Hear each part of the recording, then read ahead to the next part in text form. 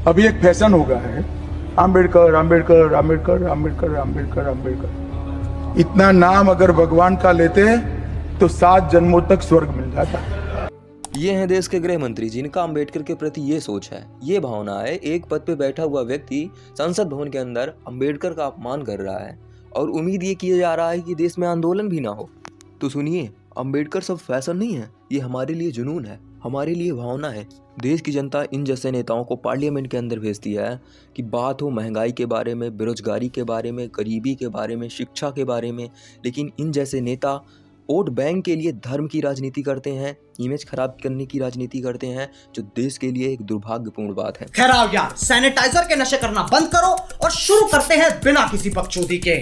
चलिए देखते हैं। मैं आपको बताना चाहता हूं, इतने सारे युवाओं को बताना चाहता हूं कि आप एक बार भारतीय जनता पार्टी की सरकार बना दो।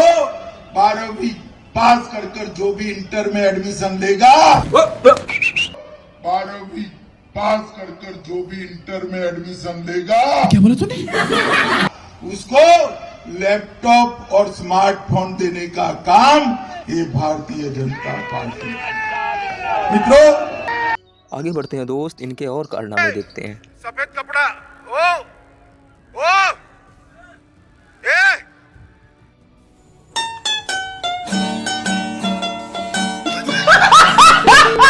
इन्हीं जैसे नेताओं के गलत बयानबाजी की वजह से देश के तमाम जगहों पे आंदोलन हो रहा था। देश के नेता प्रतिपक्ष राहुल गांधी, प्रियंका गांधी जी और तमाम नेता संसद भवन के पास आंदोलन कर रहे थे। तमाम जो सांसद हैं, मल्लिकार्जुन खड़गे, प्रियंका गांधी सबसे आगे इस तस्वीर में आपको दिखाई देंगी, कतारों में चरणबद्ध होकर बाबा साहब अम्बेडकर की तस्वीर। इसी बीच संसद भवन में एक दुर्भाग्यपूर्ण घटना हो जाती है, जो कि एक लोकतांत्रिक देश में नहीं होना चाहिए। होता यह है कि कांग्रेस के जो सांसद थे वो संसद भवन के अंदर जाना चाहते थे आंदोलन के साथ, तो उसी बीच बीजेपी के जितने सांसद थे वो सामने आ जाते हैं और सामने से उनको रोकने लगते हैं। इसी बीच में राहुल गांधी को पता लगता है, तो राहुल गांधी वहां पे आते हैं, तो भीड़ ज़्यादा हो जाती है, जिसके परिणाम स्वरूप बीजेपी के 2 सांसद गिर जाते हैं और उन्हें चोट लग जाती है। इससे होता यह है कि वहां पे जो बीजेपी के बड़े लीडर्स थे वो सीधे राहुल गांधी पे एलिगेशन लगाने लगते हैं कि राहुल गांधी ने धक्का दिया, जबकि हकीकत ये था। सुनिए। Actually, the BJP MPs blocked Rahul Gandhi while he going to the house. They purposefully blocked Rahul Gandhi. They stopped the way of Rahul leader of opposition. We have already given a complaint to speaker. इसके बाद राहुल गांधी को आप सुनिए उन्होंने क्या कहा। नहीं, देखिए, मैं पता नहीं आपके, शांत हो जाए, आपके कैमरा में होगा।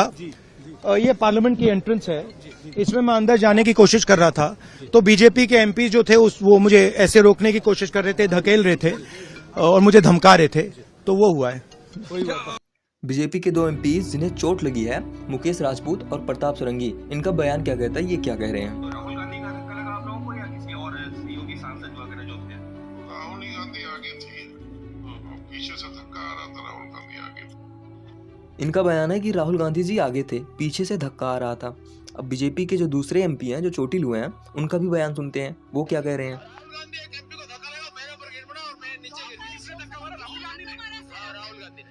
संसद भवन के परिसर में सीसीटीवी कैमरास बहुत सारे लगे हैं, आप वीडियो को निकलवा सकते हैं, आप फोटो को निकलवा सकते हैं, जिससे सच का पता चल ही जाएगा।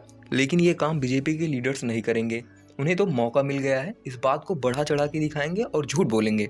वैसे इन दोनों नेताओं को बहुत ज़्यादा चोट नहीं लगी है, नॉर्मल से चोट लगा है, लेकिन इन्हें आईसीयू में भर्ती कराया गया है। घंटे 2 घंटे पे इनकी चोट बढ़ती जा रही है, ये देखिए। इसी बीच लोगों ने मजा लेना शुरू कर दिया, लोग क्या ट्वीट कर रहे हैं खुद देखिए। इसी बीच एक ट्विटर यूजर ने लिखा, आप देखिए, जब केंद्रीय मंत्री शिवराज सिंह चौहान मिलने गए तब इसके माथे पे कोई पट्टी नहीं दिख रही, थोड़ी देर बाद पट्टी का सिलसिला बढ़ता ही जा रहा और ऐसा बढ़ता है कि पूरा शरीर ढक जा रहा है। दूसरे यूजर ने लिखा, समय के साथ घाव भर जाते हैं, ये सुना था, लेकिन समय के साथ घाव बढ़ जाते हैं ये पहली बार देखने को मिल रहा है।